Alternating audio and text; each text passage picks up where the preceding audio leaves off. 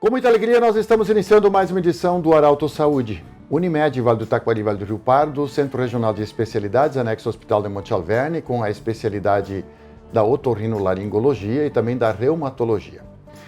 Nós, com imagens da Mariana Schneider, edição também da Mariana, nós estamos iniciando mais uma edição do Arauto Saúde e hoje nós estamos no consultório da doutora Aline Bittencourt Drummond, ela que é nutricionista.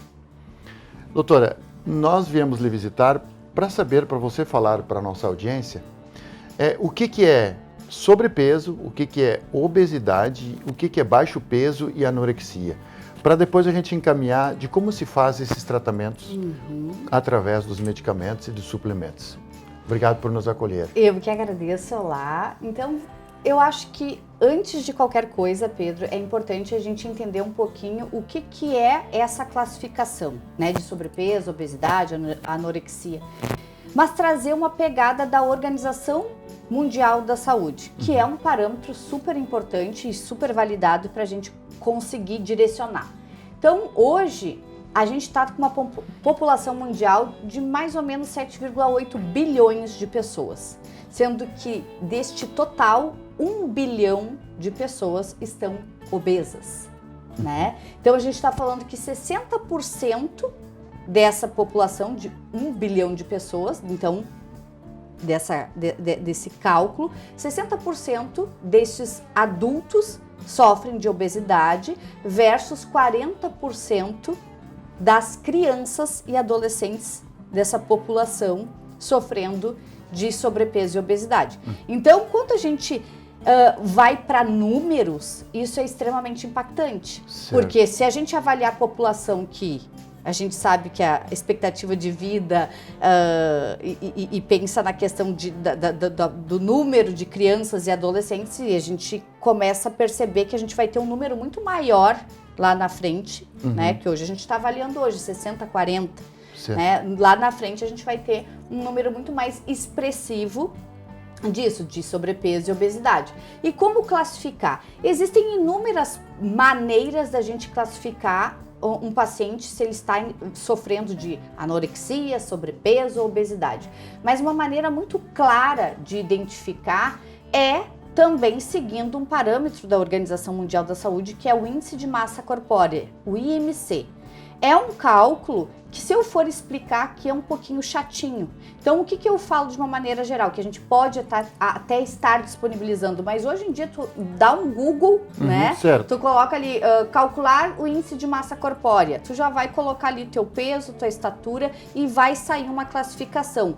Nessa classificação, esse número, esse IMC, vai ter sempre uma tabela de classificação, aonde a gente vai entender que uma pessoa abaixo de 18%, que vai estar ali, de 18, que é um número, que é uma tabelinha, porque eu acho que é mais fácil, só vamos falar em números, não vamos colocar, desmembrar para não confundir a galera aí. Mas se der 18 a 18,5, esse indivíduo ele pode estar sofrendo de baixo peso, ele pode estar sofrendo de anorexia, já é um indicador.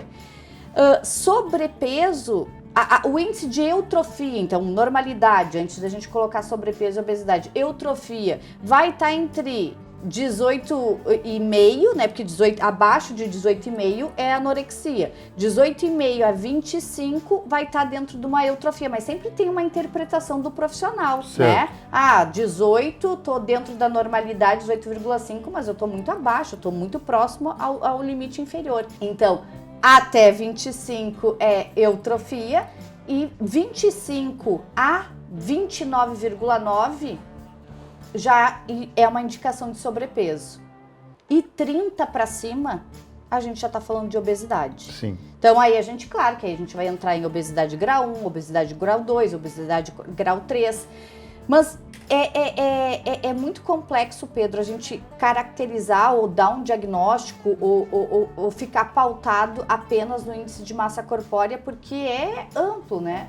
A pessoa pode ser grande, ter uma estrutura óssea, mas a gente tem que pensar em toda a questão bioquímica, e a gente já vai ter que avaliar colesterol, triglicerídeos, açúcar no sangue. Então, é uma série de questões que a gente tem que avaliar para classificar, mas eu acho muito importante e uma coisa muito simples.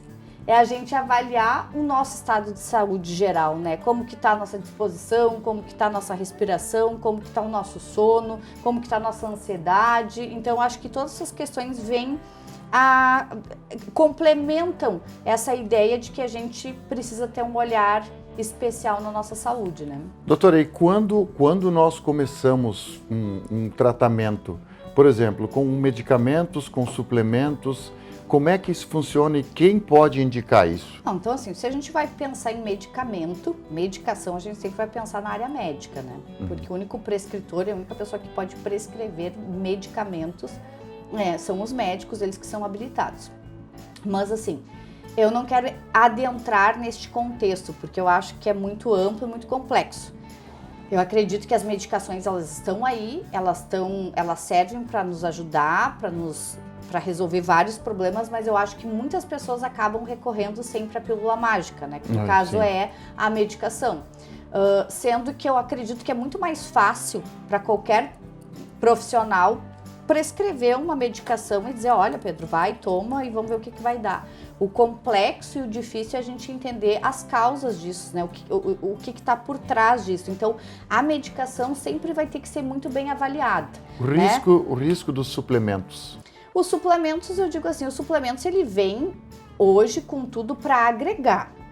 Só que o problema das pessoas é que as pessoas não estão usando de uma maneira correta, adequada e com orientação médica ou nutricional, né? Porque aí a gente tem os polivitamínicos, a gente tem as proteínas e que, se usadas em excesso e sem um cálculo, sem uma orientação, ela pode estar, sim, comprometendo o teu sistema renal, o teu sistema hepático. Então, ao invés de te trazer um benefício, ela vai te trazer um problema ainda maior. Então, tudo tem que ter um equilíbrio e avaliar de uma maneira mais clara, né? Eu sei que é complicado, talvez, para muitas pessoas e talvez alguns não aceitam isso, mas em algum momento é importante você indicar uma ajuda psicológica, psiquiátrica para alguém controlar seu peso? Com certeza, porque normalmente o que a gente vai... Eu aqui no consultório, né, trabalho muito com a nutrição emocional comportamental, mas também trabalho em parceria com psiquiatras e psicólogos da cidade, que trabalham mais nessa área. O que a gente identifica, nós que trabalhamos na parte emocional comportamental? Que a raiz do sobrepeso e da obesidade está na cabeça. Tanto que eu tenho muitos pacientes que já são pós-bariátricos, que já passaram por processo cirúrgico, que já utilizaram medicação por muito tempo, mas que não trabalharam a raiz do problema, que é a cabeça. É a tua mente magra, tu tem que mudar a tua mentalidade, a tua forma de enxergar, tu tem que encontrar um propósito para fazer esse processo de mudança. E muitas vezes, sim, tu vai precisar de um acompanhamento psicológico, de um acompanhamento emocional, para que aquilo fortaleça, né, as suas convicções, porque é muito difícil. O que é fácil? Não é muito desafiador para nenhum profissional que trabalha na área do emagrecimento verdadeiramente emagrecer um paciente. A gente consegue, de uma forma direta, indireta, conservadora ou com medicação, enfim, a gente tem alguns caminhos. O difícil é ter essa constância, o difícil é a pessoa emagrecer e se manter magra. E não tem medicação e nem cirurgia que chegue a tempo se a pessoa não mudar a cabeça dela, a forma dela viver, do estilo de vida, dos hábitos dela. É um contexto bem amplo, né? Muito bem, nós conversamos com a doutora Aline Bittencourt Drummond, ela que é nutricionista, falando sobre essa questão da obesidade, do sobrepeso e também das anorexias. Do jeito que você sempre quis, compartilhe Arauto Saúde. Abraço!